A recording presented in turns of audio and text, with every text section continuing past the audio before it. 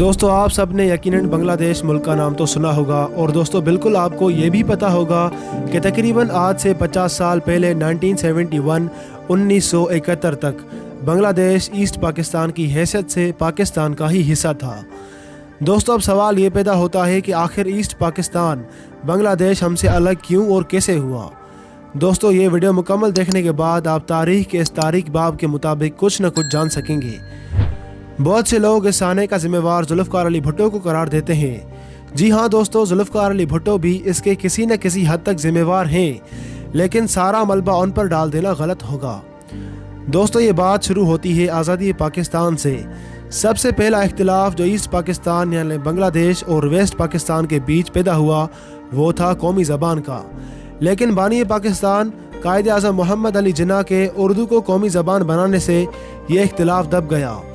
दोस्तों जिस वक्त वेस्ट पाकिस्तान खुशहाली की राह पर गामजन था तो उसी वक्त ईस्ट पाकिस्तान के हालात बिल्कुल बुरे चल रहे थे।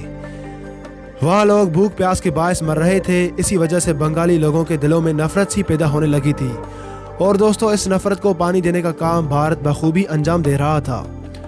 और पाकिस्तान की जोग्राफी भी कुछ ऐसी थी कि ईस्ट और वेस्ट के दरमियान कोई ज़मीनी राब्ता था ही नहीं और ये ज़मीनी दूरी आगे चलकर दिलों की दूरी का बायस बनी।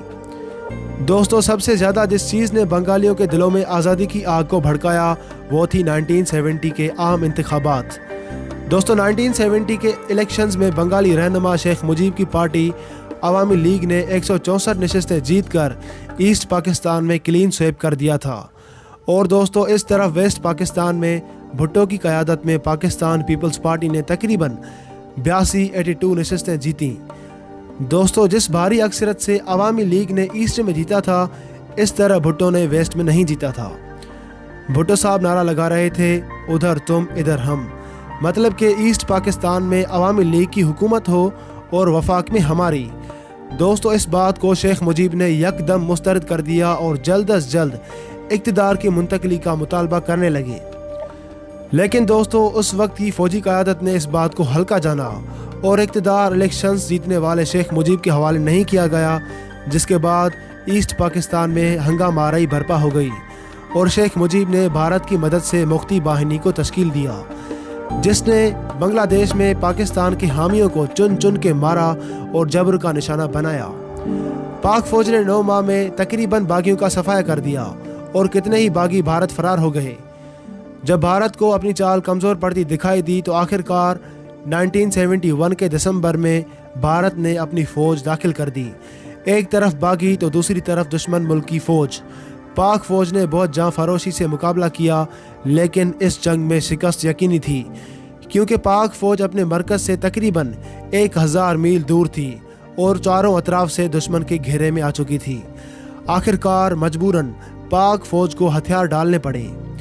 दोस्तों इस जंग में पाक फ़ौज ने बहुत कुर्बानियाँ दी, लेकिन सियासी क़यादत की नाअहली की वजह से शिकस्त उठानी पड़ी और दुनिया के नक्शे पर एक नए मुल्क बांग्लादेश ने जन्म लिया। बांग्लादेश को सबसे पहले तस्लीम करने वाले ममालिक में भारत, अफ़गानिस्तान, रूस और मिस्र वगैरह शामिल हैं।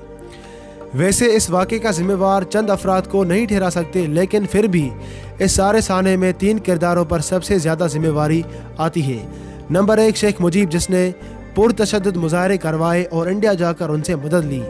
नंबर 2 जुल्फ़िकार अली भुट्टो, जिन्होंने सियासी तरीके से हल निकालने के बजाय पुरतशद्दुद ऑपरेशंस करवाए। और नंबर 3 जनरल यहया, जिन्होंने इक़्तिदार शेख मुजीब के हवाले नहीं किया।